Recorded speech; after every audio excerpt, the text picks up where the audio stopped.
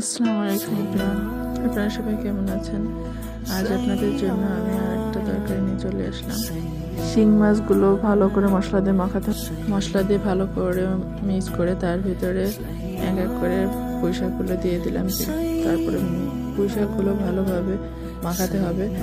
Main স্বাদটাই হবে আপনাদের এই পুঁই শাক যতটা ভালো করে মাখাইতে পারবেন তার উপর নির্ভর করতেছে আপনাদের খাবারটা কতটা মজা হবে এবং সুস্বাদু হবে। তারপর যখন ভালোভাবে মাখানো হয়ে যাবে তার ভিতরে কিছুটা পানি দিয়ে ঢেকে দিতে হবে। ঢেকে দিয়ে কিছু টাইম নাড়াচাড়া করে আবার ঢেকে রাখতে হবে। তারপর এইভাবে করে অনেক টাইম রেখে যখন দেখবেন পুঁই শাকের ডাঁটাগুলো সেদ্ধ হয়ে গেছে, ঠিক তখন আপনাদের পরিমাণ মতন ঝোল রেখে তারপর আপনারা তরকারিটা নামিয়ে নিতে পারবেন। আর আপনারা চাইলে এইরকমভাবে একবার ট্রাই করে দেখতে পারেন, আপনাদের কাছে খুবই পছন্দ হবে। আর এর ভিতরে আমি কিছুটা ধনেপাতাও দিয়ে দিলাম। ধনেপাতাতে আলাদা একটা ফ্লেভার আসে, এই কারণে আমার কাছে খুব ভালো লাগে, তাই অধিকাংশ তরকারিতে আমি এই ধনেপাতাটা দিয়ে থাকি।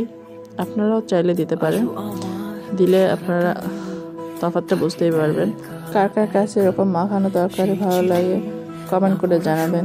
আমার কাছে তো মাখানো তরকারিগুলো খুবই ভালো মনে হয়, কারণ এতে সময় খুবই কম লাগে, খুব অল্প সময়ের ভিতরে রান্নাটা কমপ্লিট হয়ে যায়। আপনাদের কাছে যদি আমার এই ভিডিওগুলো ভালো লেগে থাকে তাহলে আমাকে একটা লাইক, কমেন্ট, শেয়ার করবেন এবং ফলো দিয়ে রাখবেন। আর ইউটিউব থেকে দেখে থাকলে আপনারা সাবস্ক্রাইব করে রাখবেন। ভালো থাকবেন সবাই, আল্লাহ হাফেজ।